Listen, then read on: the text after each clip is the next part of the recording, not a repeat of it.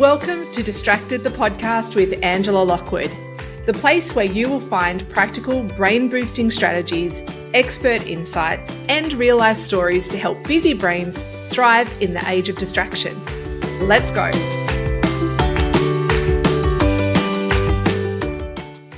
Welcome to Distracted, everyone. I'm Angela Lockwood, and today I'm joined by Kel Quarrell. Now, Kel and I move in many business circles together, and I just love the way that Kel approaches business and the way that she supports business owners. And there's something really unique which I want to touch on with Kel in our conversation today, and that's around the word of alignment. And before, some people might go, "Oh my gosh, it's going to be a real woo-woo conversation today."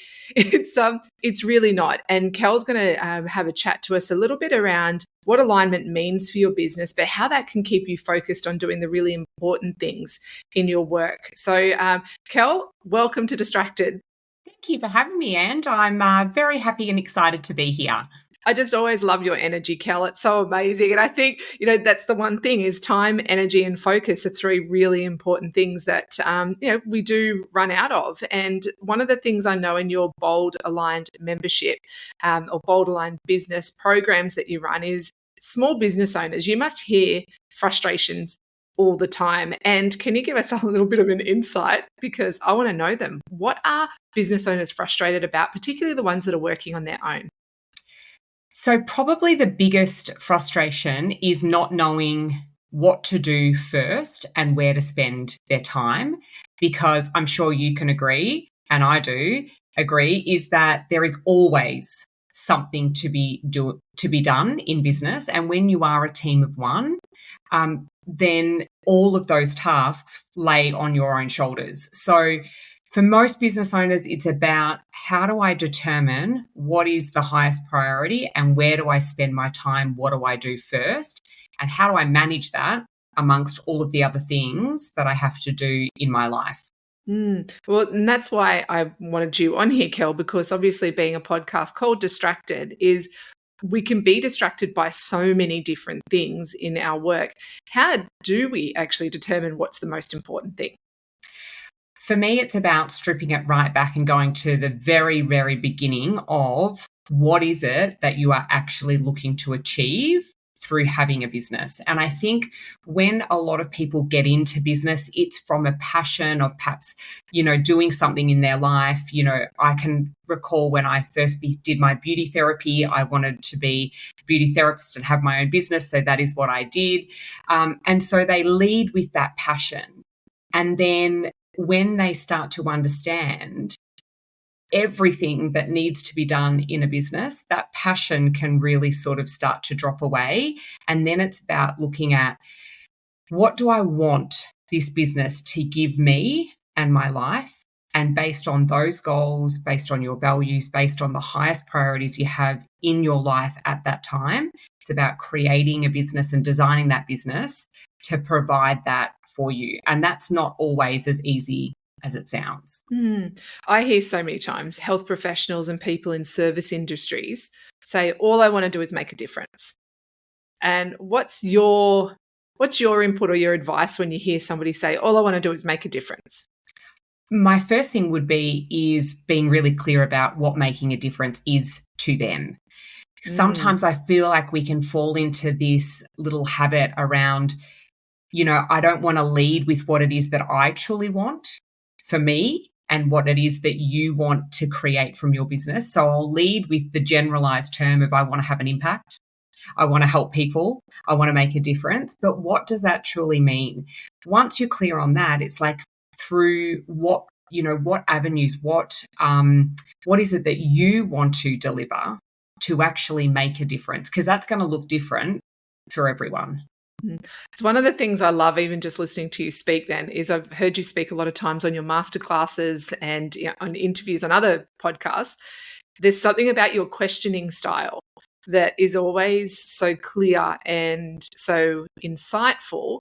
I'd love, where does that come from? Because asking questions to get to the root of asking some of those having big reflective times for people can be tricky. So how do you know the right questions to ask to elicit some of those responses? Well, that is a very good question. So what I would say first and foremost is I've got nearly close to 10 years experience coaching women. So through my other company, She Can, we've ran live events for women for well over 8 years. And I guess being able to facilitate space for women to self-learn and self-discover. And it is about asking the right questions. What I also find is that it is something, and this may sound woo to some people, but it is just intuitive. I'm not thinking of the next question I'm going to ask. I'm just responding. And often I'll feel like the question is actually not mine. It just comes to me and that's what I ask. But I feel like as a coach or a mentor or even as a business strategist, we can be very quick to put forward what we believe the answer is. However, that would be my answer. That wouldn't be the person that I'm working with answer. And so it's really important that with what I do, I understand what is it for you or what is it for the client that I'm working with, so that we can then create a strategy and an action plan that's going to align with what it is that they really want. That really hit me then, because I've had so many business coaches in the past that ask you a question and then decide they want to answer it for you. And you're like, Yes. I'm not actually sure. And even thinking about that, Kellen, reflecting on that is how many times I've probably taken the next step based on what their thoughts were for me. And thinking about that, I'm like, that's really powerful, particularly if you are somebody who does. And I love that you said the team of one, because it is. You have to be a support crew. You have to be everything to yourself in moments if you don't have a team around you. But often, how many times do we respond to what someone else thinks we should do in our business? And some of those times I guess they do have insight. They can see things that we can't see. But what I'm hearing you say is that when you can actually reflect and go from what's important to you, then that's when you know what the next best step is. Absolutely. And then you get to create your strategy and your action steps from that point. And so that then it's always easier. The journey is always a little bit easier because you know where we're starting from and also where we're heading to. And I can always put forward ideas of different strategies, after working with so many people, you do collect different ideas along the way.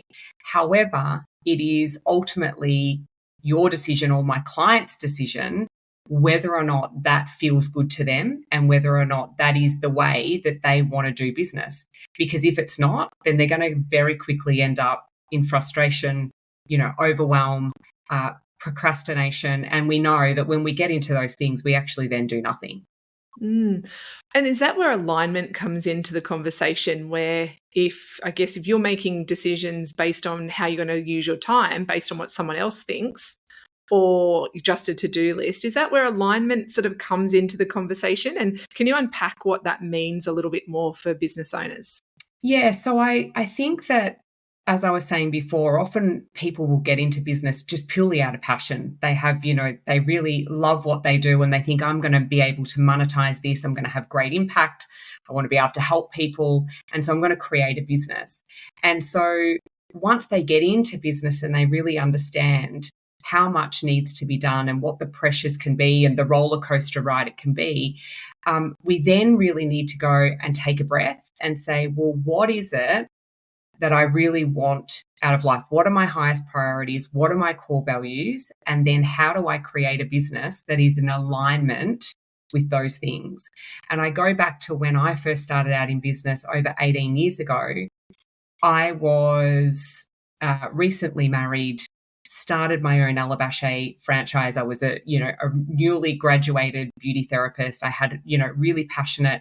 But, within 5 years, I'd become a mum of 2 girls, and everything in my life, of course, becoming a mum changed.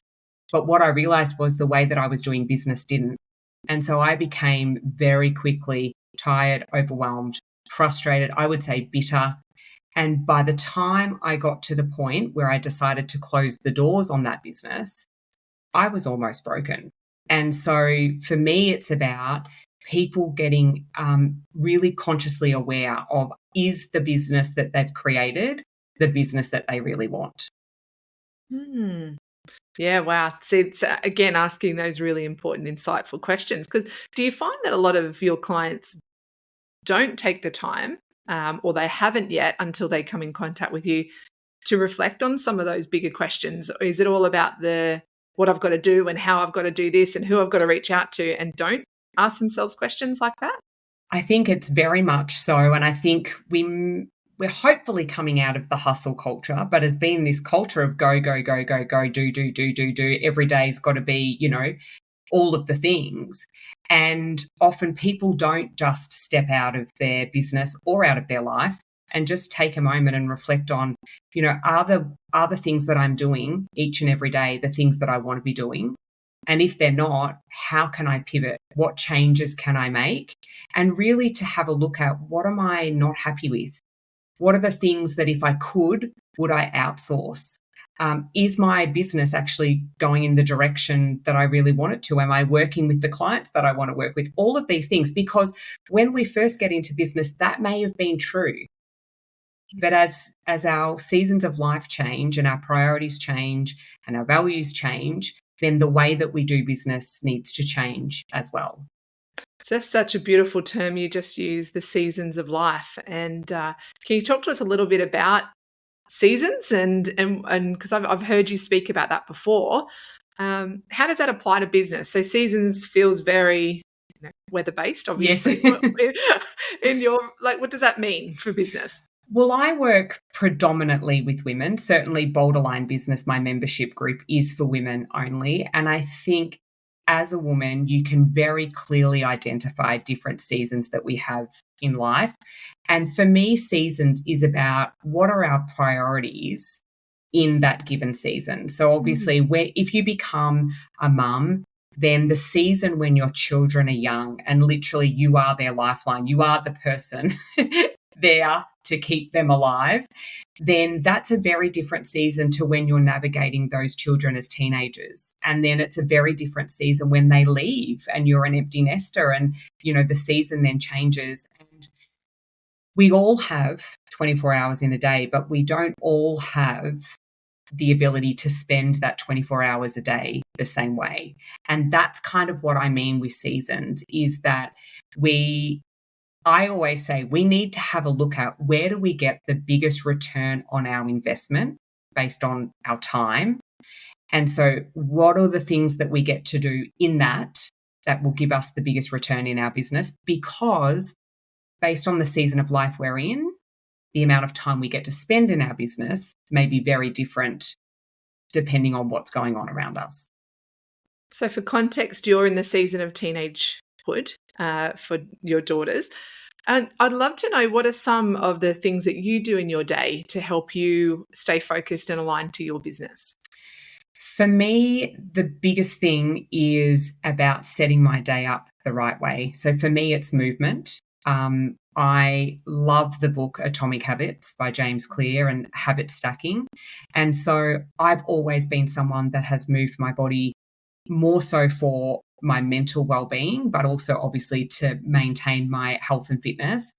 And just probably in the last 6 months, I've now added a dip in the ocean. And I don't say ocean swim because I'm certainly not goggles on and out the back doing the swimming. I'm just literally in and under and, spending some time. And then I get out and I will often do some sort of mindfulness, whether it's a meditation, I take a journal with me, I might do a brain dump.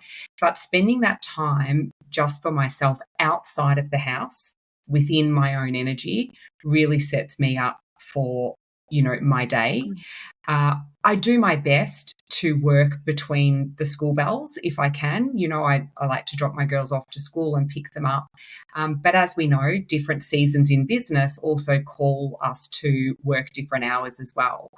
So very much for me is about setting my morning up right. But for other people, that might be doing more of an evening routine and winding down at the end of the day and, really signing off their day and working their way down to rest at night. I have no problem sleeping whatsoever.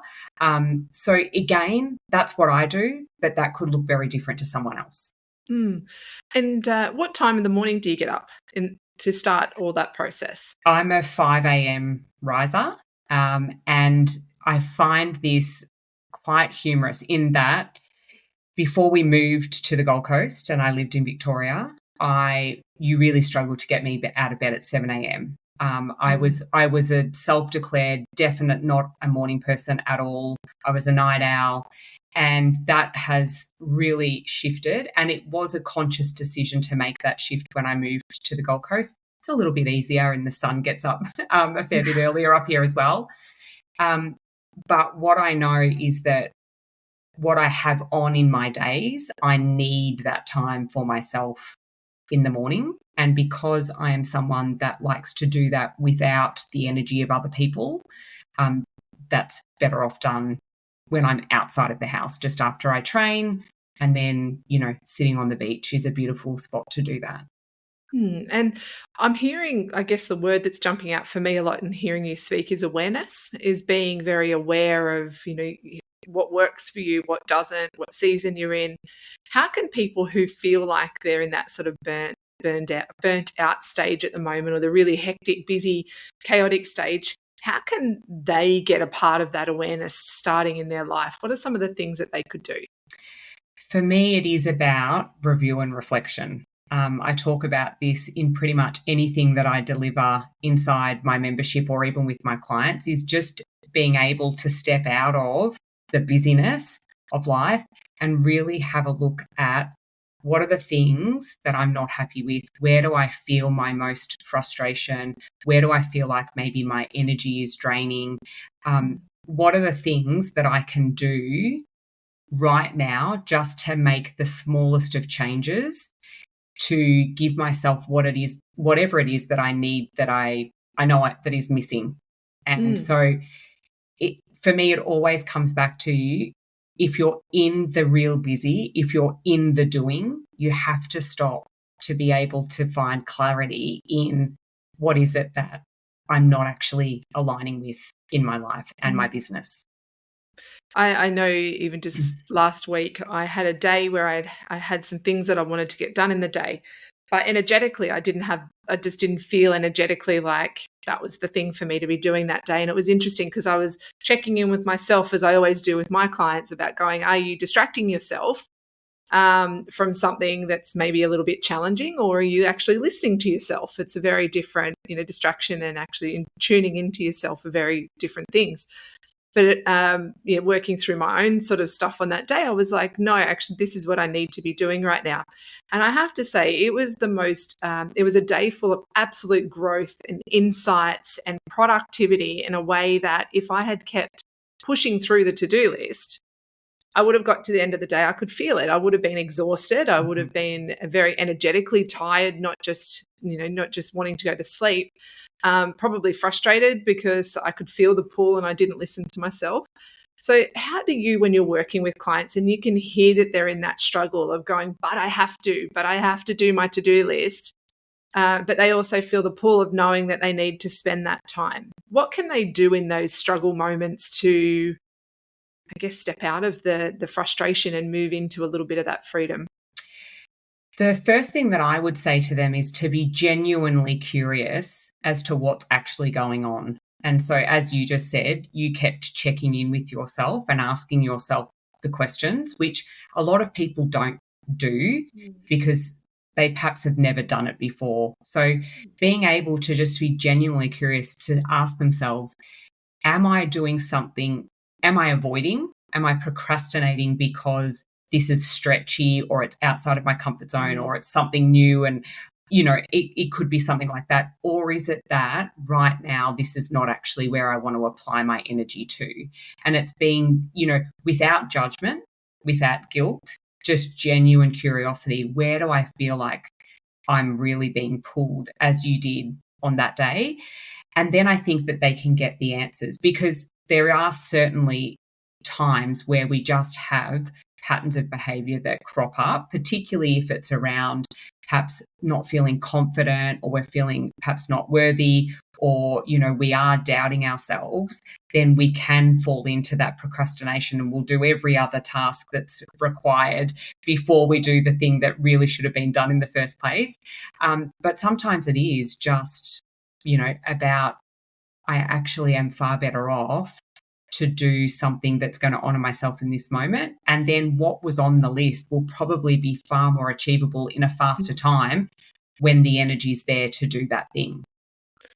So what are you distracted by? Oh, that's a good question. Do you know something that I really picked up last week? Every now and again, I will go to a shopping centre and work because I know my human design environments is markets. So if I'm doing any creative work, I actually operate really well in spaces where people are moving around. I'll often have headphones on, music playing. I'm not engaging with anyone, but it just really supports me to get a lot of work done. What I've realised with that is just going and with my laptop, I'm very focused because I have one screen. But when I'm sitting at my desk and I've got all of my things, I run two screens. And it is very easy for me to get distracted with different screens open. And, something might just catch my attention. I'll be like, oh, I'll pop over there and I'll do that. And then I'm like, hang on, no, you're back over here doing something else. So that's definitely one thing. And I believe, social media, of course, I think is a huge one for a lot of people, being like it's there all the time. But I have put in strategies in place to remove distractions. So my phone goes on work mode at 9 a.m. every morning automatically, which means that I get no notifications. I don't have any bubbles if I happen to, no red bubbles. If I pick up my phone, my computer's linked to my phone, so it goes on work mode as well. So I get no notifications, and that really does help. Little things like I have newsfeed eradicator on Facebook. So if I open Facebook up, because I run groups on Facebook, if I open Facebook up on my computer, there is no newsfeed. So I can't get pulled into scrolling. So little things like that, I find just help remove distractions. But I would suggest, like a lot of people, it would certainly be social media. And I do use social media as my outlet. I'm not a TV person. But yes, certainly the double screens can be a distraction. Whilst it's great for, getting things done as well, it certainly can be a distraction for me. And then, of course, working from home. There's always a dishwasher to unpack. There's always a load of washing to hang out. There's always something to be done. And I feel like people discount how challenging it is to actually work from home. I feel like years ago, it was the big goal to be a young mum and stay home with your children and all of those things. And for those that work from home and do it well and are successful, I think, major kudos, because it's not an easy thing to work from home.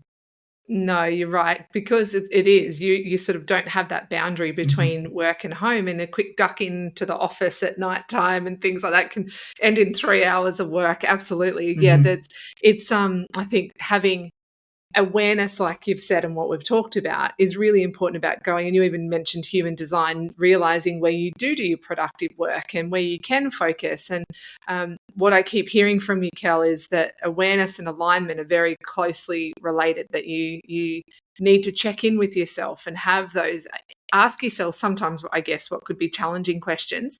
But I guess there's a lot of people that would probably find that a bit tricky to even know the questions to ask themselves. So in Bolderline Business, which we've mentioned a couple of times, and I'll obviously include the link to that, what can people expect to be able to tap into from you in like a membership like that?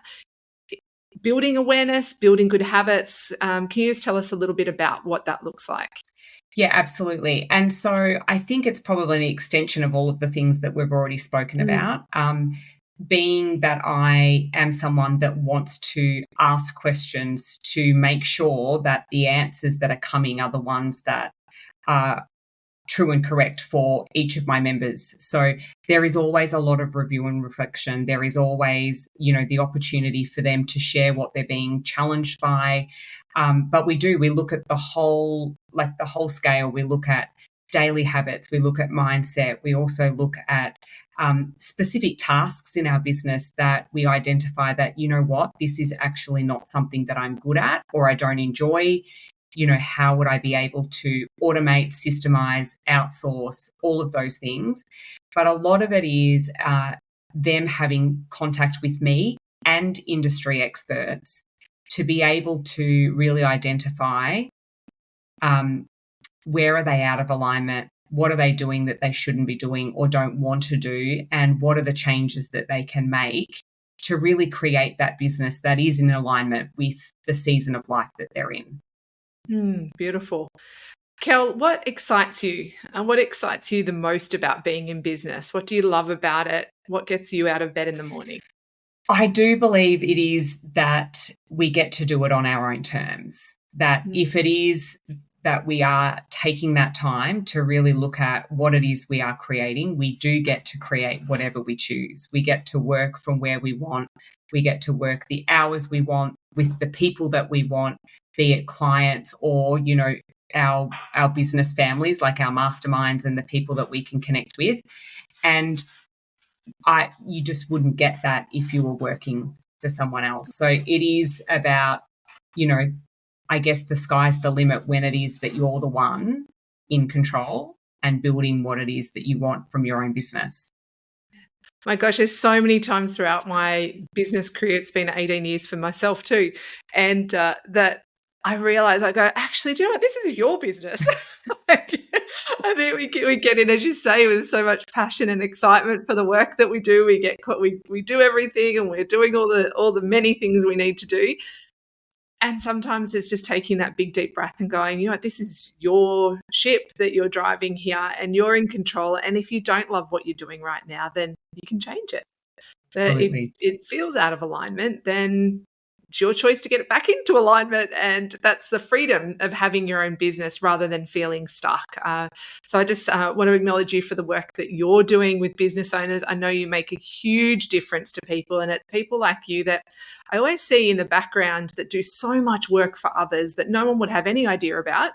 But yet every day you turn up and you go through the struggles, you help people with their own struggles and make such a huge ripple effect for people. So Kel, thanks so much for coming on here and sharing your beautiful insights. I feel like I could talk to you for so much longer and ask you all those questions.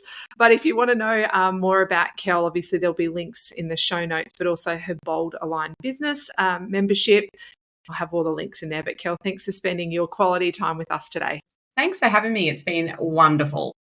Thanks, Kel. All right, everyone. Well, you know exactly where to listen. You know where to find this episode, where you listen to all your favorite episodes. Just look for Distracted with Angela Lockwood.